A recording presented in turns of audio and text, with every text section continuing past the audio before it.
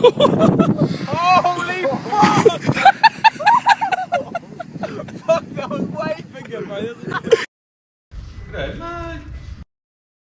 What's up, guys? I figure I am going to do a video and a bit of an update on my Laurel because yes, I do still have it and I have plans for it. So yeah, I will give you guys a bit of a walkthrough on it. And yeah, it's the kind of car I'll probably never sell. I've had that car for years. It's my original drift car and it's just too much sentimental value. So yeah, worst case scenario, it'll do what it's doing now, which is just gathering dust in a shed.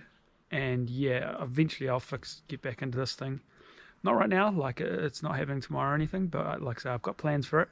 And I figure at the moment I'm just a part of the Shed Queen division of our team, because I think we're only good for like one running car at a time anyway. So yeah, let's check out what's happening with it.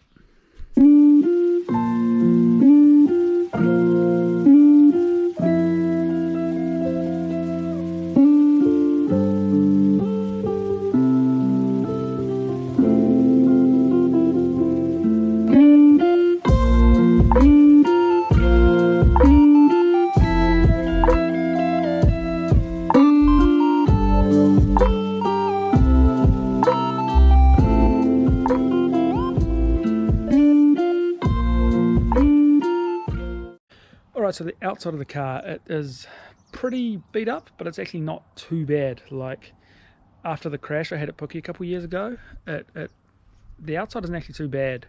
And then it's got a few battle scars and stuff like that. Now, I've spent a few days now working on this thing, and one of those, well, a couple of those days were pulling the old livery off.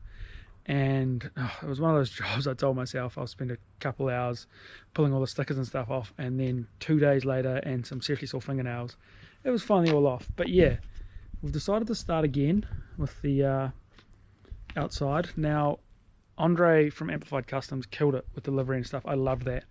But just this way, it's sort of a fresh start, and I am, just personal preference, more of a fan of running just a clean car. So we spend a lot of time and stuff like that doing the paint on these cars, this my S14 and stuff, and I like to sort of show that off. So yeah, this way it's sort of clean and it's a fresh start. But yeah, it is got some pretty sweet battle scars, nice dent in the door there.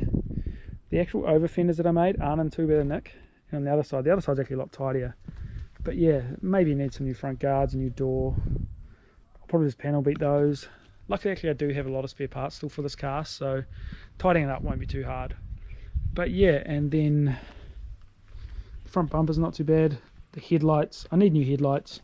That one's missing a lens, that one's missing the chrome, corner light. I simply threw those all back in so the car looked a little more complete.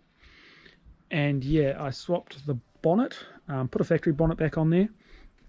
The one originally had the vent in the middle, and I'd actually cut it out as well for the high rise. But you know, when you look at, say, David's car, my mate David from Team 33, his C33 is just a real clean, simple look. And one of those things that I liked more about his car is the bonnet was just the factory bonnet, flat, simple, looks clean, it's good look. And then yeah, like I say, the passenger side isn't actually too bad. All the over fenders and stuff are still actually pretty sweet. And I've also put the factory, another boot lid back on it. The one that was on it had the cutout for the radiator and stuff, so that one's just got no hole, and start again. And then yeah, the tail lights, this side's good, center isn't too bad. That one there, I don't have a right hand tail light, that's actually David's light. I think it's a spare light for the team car or something. And yeah, I don't actually have a spare one of those, so if anybody has lights and stuff for these, please hit me up, because yeah, I'd be keen to buy some lights just to finish tidying this thing up. But yeah, that's probably the outside, just needs to tidy up and stuff. Whether I do that straight away, I don't know. But yeah, let's take a look under the bonnet. So if you didn't know, we've already got the heart for this thing. So we're going back to the RB. We've got the RB30 bottom end and my original RB25 Series 2 head. We're not going to be chasing big power with this car, hence why I'm not going to go for a Neo or 26 head or anything.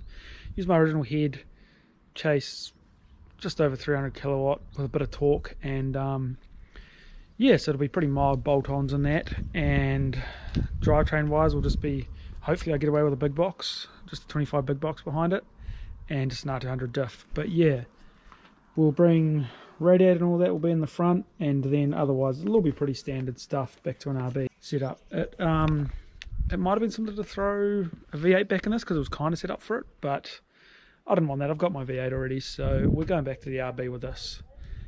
And an RB30 will still be plenty of grunt, heaps of fun, and yeah, hopefully we can get it to be pretty reliable so we can end up using this car heap still. So the inside, again, I've spent a bit of time tidying this up. Floor's a bit of a mess from the headers that ran under it, and it's got burnt the paint up pretty good, but this thing was a mess after the teardown we done on it when we were building the S14, because I took a lot of stuff out of this for the S14, and then there was just bolts lying everywhere, wiring, cable ties had been cut everywhere, and nothing was bolted in. So I've bolted everything back in, so at least it's got its place again, and yeah, there's still a few bits left in here. I'm going to have to get obviously new gauges. I'm going to probably put a Willwood swing type pedal set back in here just because it's already set up for it, and they're pretty easy to set up, so it's probably the simplest option. And yeah, still got the steering wheel, and I've put the seat in here simply so to complete the look a little bit. I don't actually run this seat on the driver's side. You can see behind it there's a crossbar that runs down there that actually stops us putting this seat any further back, and even for me it's too far forward and uncomfortable, so that'll probably get thrown on the passenger side or something, or I might use that seat for something else. But it was just to complete everything a bit so it wasn't so empty in here. And yeah, unfortunately with the cage, that was a bit of an oversight when we were building it years ago, that it's not an ideal place for a crossbar, and even the main hood's probably too far forward. But yeah, still got a few bits in here. Otherwise, yeah, a few bits to replace, and probably gonna have to do a trip to see my man Lance at AutoWire, and he'll have to completely rewire this car, but hopefully he'll do it for me, please. And yeah, I can still sit in it and make car noises and pretend it goes. So then the boot, we've still got most of our fuel system in here. Tank, lift pump, surge tank. I have taken the main pump and fuel rig out of this, but they're not hard to replace, and then just run some lines forward for them. But then the tube frame is actually going to have to be redone. It's only just hanging in there from the hit it took at Pukekohe. So yeah, I'll redo the tube frame in the back, and yeah, it's still a lot in there. You can actually still see it's got most of the adjustable suspension arms and stuff like that still in it in the back. It's even got the D2s all around in it still, but they're probably due an upgrade. It's the same suspension it's had in it the whole time I've had the car, and none of the damping and stuff like that works in it, so probably should throw some BCs or something in it. So as you can see, it does still need quite a bit of work. It's a lot of tidying up, a lot of stuff I've got to buy for it, but I mean, these aren't even my wheels. They're actually my friend Hayden's wheels. Cheers for letting me make it look half good. Well, it's in a shed, man. And yeah, I'll probably go to 18-inch wheels actually on this car, simply because I had more 18-inch wheels now. So yeah, I'm about to probably actually rip the front steering out of it and take that all down to my work and modify all of it, simply because I don't like the stance on the front of this car.